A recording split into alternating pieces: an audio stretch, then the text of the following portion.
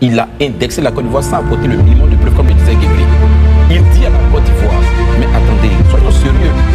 Si vous n'avez pas la compétence d'assurer votre sécurité, ne pensez pas que les autres n'assurent pas leur sécurité parce qu'ils ont signé un pacte avec les djihadistes. C'est fuir ses responsabilités, c'est faire preuve de Et ces 6 fonctionnaires en question, c'est quoi? Le poser des actes, ce sont des recenseurs, ce sont des agents recenseurs. Donc, dans l'exercice de leur fonction, poser des questions, c'est tout à fait naturel. Pour savoir, ça fait partie de leur action qui mène pour évidemment poser un diagnostic en ce qui concerne les réfugiés qui quittent le Burkina pour venir vers la Côte d'Ivoire. C'est des frontières que nous tous savons que c'est des frontières qui ne sont pas poreuses, elles ne sont pas maîtrisables. Alors pour moi, c'est des questions qui auraient pu, dès les premières heures, se régler avec les autorités préfectorales de la zone, comme ça a été le cas en février 2024, où 2 journalistes burkinabés et d'autres policiers burkinabés ont franchi la frontière ivoirienne et se sont retrouvés en terre frontière burkinabé se sont retrouvés en terre ivoirienne. Après une brève interpellation, ont été relâchés.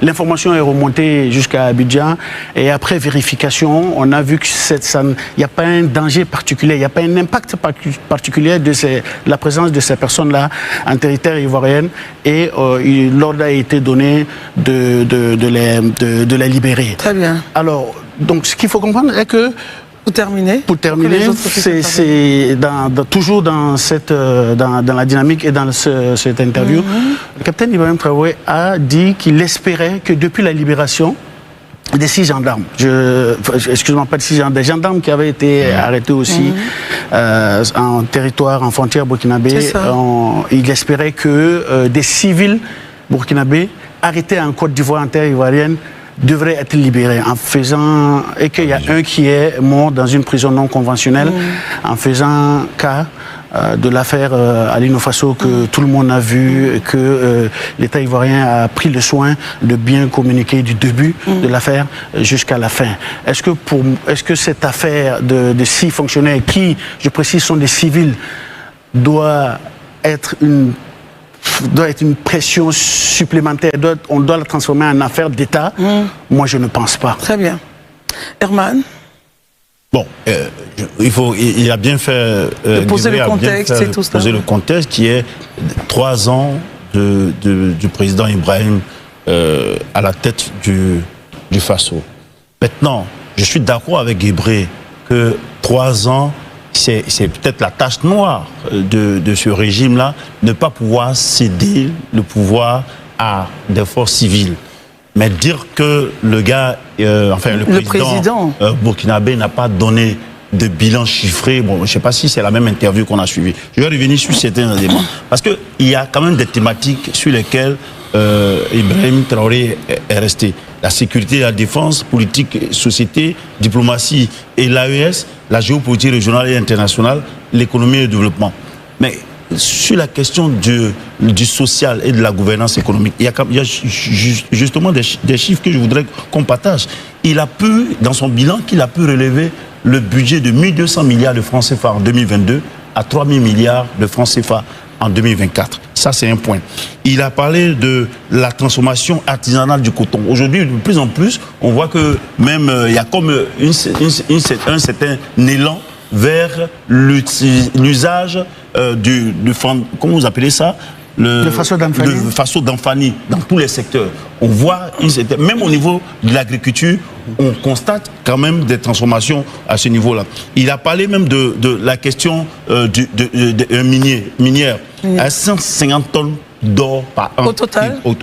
Au total, je veux dire aujourd'hui qu'il n'y a pas de bilan en termes économiques, en termes sociaux au niveau du Burkina. Je ne crois pas. Qu'est-ce qui, justement, donne cette certaine stabilité? C'est vrai que quand on dit que le pouvoir burkinabé, il est agressé ou bien il est éprouvé, c'est justement par la présence de ces forces djihadistes et autres là, terroristes qui existent toujours. Mais est-ce qu'il y a une contestation civile? Il y a une contestation au niveau de la société burkinabé aujourd'hui en termes de grande envergure. Ça, je pense bien qu'il faut laisser encore une fois les Burkinabés qui vivent sur le territoire apprécier cela. Merci Herman. Alors, Élisée Boloubeu.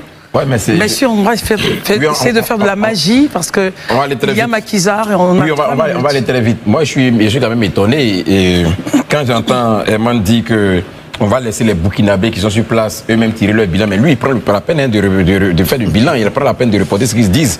Donc lui, il peut se permettre, mais les autres doivent laisser les Burkinabés parler de leur place. Ok, donc continue. Développe. Ok.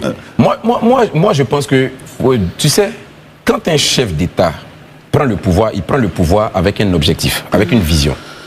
Le président Ibrahim Traoré, quand il a pris le pouvoir, il a été très clair avec tout le monde. Il dit qu'il a 6 mois pour restaurer l'autorité de l'État sur l'ensemble du territoire burkinabé. On a combien d'années après son mandat? On a 3 ans. Le bilan, c'est lequel? Donc, sur cet aspect-là, il a échoué à restaurer l'autorité de l'État, à restaurer l'autorité de l'État au Burkina Faso. C'est un échec. Deuxième élément, quand il prenait le pouvoir, c'est vrai que l'État de Côte d'Ivoire et l'État du Burkina, quoique c'était un putschiste qui était à la tête, mais avait des relations plus ou moins, je vais dire, détendues. Mais 3 ans après, qu'est-ce qu'il en a fait? C'est des relations exécrables.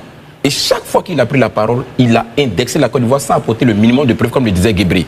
Il dit à la Côte d'Ivoire, mais attendez, soyons sérieux. Si vous n'avez pas la compétence d'assurer votre sécurité, ne pensez pas que les autres n'assurent pas leur sécurité parce qu'ils ont signé un pacte avec des djihadistes. C'est fuir ses responsabilités, c'est faire preuve de mauvaise foi. Très bien. Écoutons Marius Comoy rapidement, messieurs. Je vais être très court. Oui, on a 2 minutes. La Côte d'Ivoire ne peut pas être une base arrière de groupes djihadistes. Non, la Côte d'Ivoire et les autorités ivoiriennes ne peuvent pas se permettre de permettre sur le territoire ivoirien des terroristes pour aller agresser un pays frère comme le Burkina. Je rappelle au président et au peuple burkinabé qui sont des peuples frères, un véritable peuple frère à lequel la Côte d'Ivoire est en bonne intelligence depuis des lustres.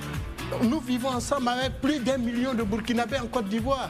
Il y a dans la partie septentrionale de ce pays, au nord de notre pays, plus de 80 000 Burkinabés à qui nous donnons gîte et couvert avec nos taxes et nos impôts. Mais nous ne les considérons pas comme des terroristes, comme le Burkina l'a été contre la Côte d'Ivoire à un moment donné de notre histoire. L'histoire, et ce n'est pas nous qui l'avons dit, c'est les médias et nationaux et internationaux. Non, la Côte d'Ivoire ne peut pas être une base arrière du terrorisme dans la sous-région pour déstabiliser et le Burkina, le Mali et le Niger. C'est pour ça d'ailleurs nous avons régulièrement appelé nos autorités à créer les conditions d'une unité, d'un règlement à l'amiable. C'est des fonctionnaires, c'est lui qui le dit, et donc des fonctionnaires ne sont pas des terroristes. Très bien, on termine rapidement. Ben écoutez, le capitaine Traoré, j'ai envie de dire, c'est le capitaine Traoré himself, c'est lui-même, depuis son avènement au pouvoir, c'est la même rhétorique, faut toujours trouver, il n'est jamais responsable de rien. Ses services de renseignement savent ce qui se passe en Côte d'Ivoire, savent ce qui se passe au Bénin, mais ne savent pas ce qui se passe à l'intérieur du pays parce que le nombre d'attaques a augmenté. Christelle, ce n'est pas le Burkina Faso et l'AES seulement qui sont touchés par le phénomène du terrorisme. Le Mozambique, dans la province de Cabo Delgado, c'est pas sûr qu'on puisse revenir. Il y a le terrorisme là-bas. La Tanzanie n'a jamais été pointée du doigt. Messieurs, on va